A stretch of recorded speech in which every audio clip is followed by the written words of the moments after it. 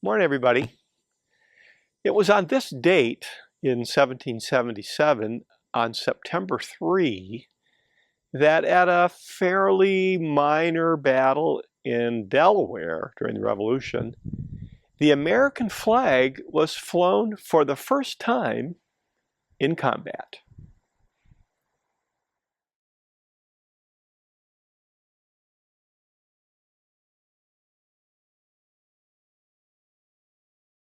It's the flag that flew over colonial America, the white St. Andrew's Cross and the red St. George's Cross aligned together.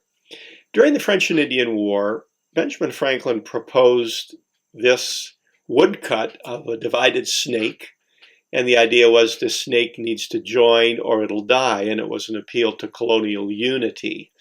And that was a powerful symbol, and it was used on what was known as the Sons of Liberty flag, which had 9 stripes that went up and down, and this flag has that serpent superimposed on it.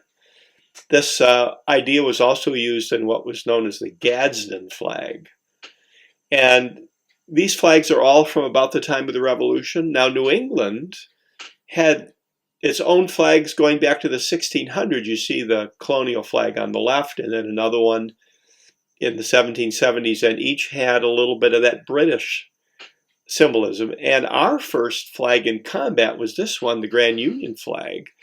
Washington had this at the Battle of Bunker Hill, and this still had a little of that English look to it. So on June 14, which is Flag Day today, 1777, Congress said we need to come up with our own flag design, and various people had various ideas, and this is the one that got adopted.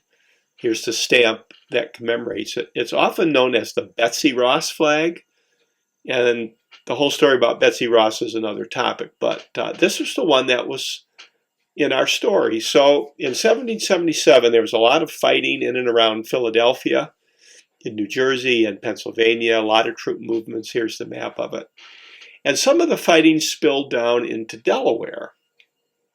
And this map shows where our event happened. You see that black circle on the lower left. It was a minor skirmish. We ended up losing. We had to withdraw at the end of the day. But it was known as the Battle of Cooch's Bridge, and this was the first time what was known as the Betsy Ross flag was flown in combat.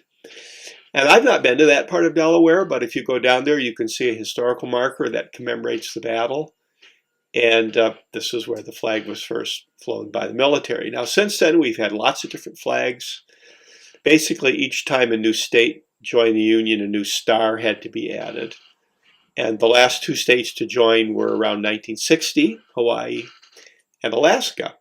Now, up on the moon, there were 6 flags. This is the picture of the first one, 1969. And what happened to all of those flags that are up on the moon? Well, we don't know for sure.